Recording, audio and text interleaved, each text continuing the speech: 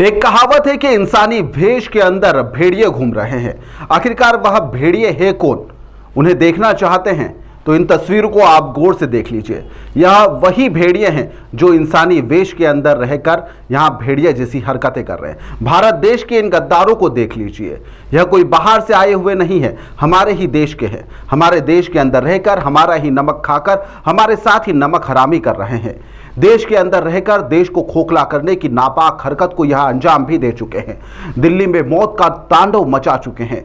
मौत के इन सौदागरों का कई राज्यों से कनेक्शन सामने भी आया है और अब यह जो कनेक्शन है इंदौर के पास महू तक जा भी पहुंचा है। दिल्ली को दहलाने वाले आतंकी जिस अल फलाह यूनिवर्सिटी से जुड़े हुए हैं, जिसका जिक्र लगातार सामने आ रहा है, उसका ट्रस्ट महू का रहने वाला जावेद अहमद सिद्दीकी ने उसे स्थापित किया था और महू में उसके परिवार पर गड़बड़ी करने के आरोप लगे थे। निवेश की एक कंपनी के नाम पर परिवारों के साथ में ठगी की गई थी।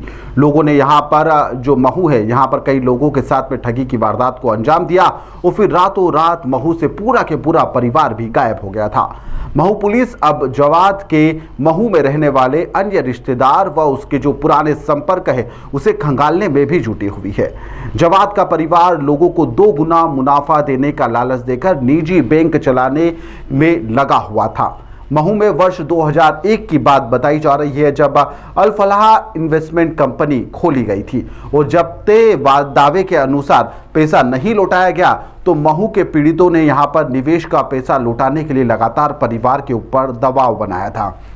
जवाद ने सबसे पहले यहाँ पर जो इंजीनियरिंग कॉलेज खोला था और उसके बाद में उसने यूनिवर्सिटी की नींव भी रखी थी। जवाद ही यूनिवर्सिटी का कुलाधिपति भी है और ट्रस्ट का अध्यक्ष भी वही है। आतंकी मुस्लिम मोहम्मद नबी भी इसी यूनिवर्सिटी से जुड़ा हुआ था।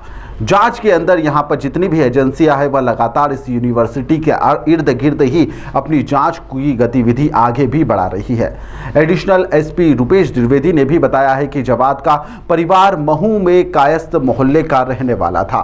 उसके पिता का नाम मोहम्मद हामिद जो कि महू के शहर काजी भी रह चुके हैं। वहीं पर जो पुलिस है इसके पुलिस इनके जो परिवार के अन्य तार है उसे भी खंगालने में जुटी हुई है।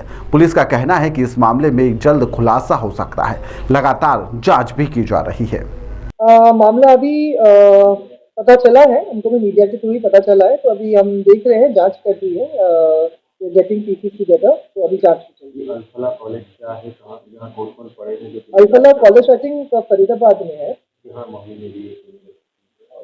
यूनिवर्सिटी नहीं, वो हम लोग देखेंगे उसमें। अभी तक तो यूनिवर्सिटी होने का कोई प्रमाण नहीं आया है। It is under investigation and I will be able to comment once things are finalised. तो महू में क्या कनेक्शन? सॉरी, महू से क्या कनेक्शन है? महू से कनेक्शन क्या है ये हम भी जानने की कोशिश कर रहे हैं और जांच जारी है। सर, ये अल फलाह यूनिवर्सिटी के चेयरमैन जवाद सिद्दीकी का मकान बताया जा रहा है यहाँ पर तकरीबन 25 साल। जैसे मैंने आपको बताया है, अभी हमको भी आपके भी माध्यम से पता चल रहा है। तो दिस इज अंडर इन्वेस्टिगेशन। हम बात करेंगे और इसके बारे में जानकारी लेंगे। आपने मीडिया में बाइट दिया है कि जावेद और उमर और अल फलाह में पड़े हुए हैं जो महू में है। सर, कोई आरोपी है, मैं आपके पास भाई के खिलाफ जो प्रकरण दर्ज हुआ, जो आरोपी है चेयरमैन, मुझे भाई के खिलाफ एक प्रकरण दर्ज है।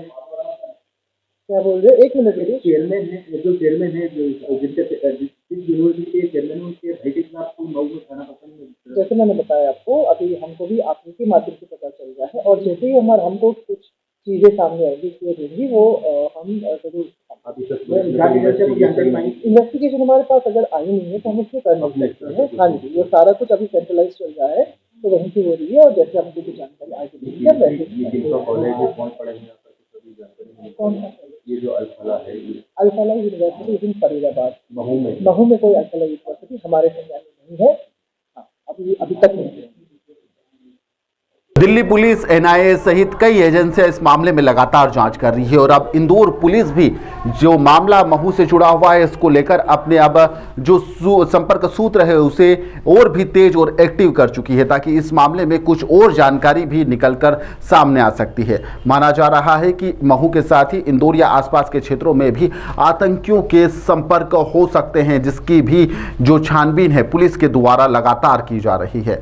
इस घटना के बाद में हर कोई हैरान हैं और सभी अपनी तीखी प्रतिक्रिया इस घटना के बाद में दे भी रहे हैं और जो लोग पकड़ में आए हैं उनके खिलाफ कड़ी कार्रवाई की मांग भी की जा रही है।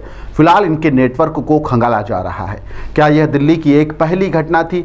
क्या यह घटना थम चुकी है या इस तरह की और भी वारदात को अंजाम देने के लिए और भी स्लीपर सेल्स या फिर और भी आतंकी शहर शहर घूम रहे हैं? क्या वह मंसूबों में अपने कामयाब होने के लिए क्या कोई प्रयत्न करने में लगे हुए हैं? इसको लेकर भी जांच की जा रही है।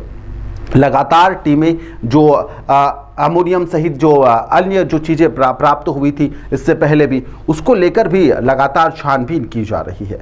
क्या कुछ निकल कर सामने आएगा वह अभी 1-2 दिन के अंदर सामने भी आ जाएगा।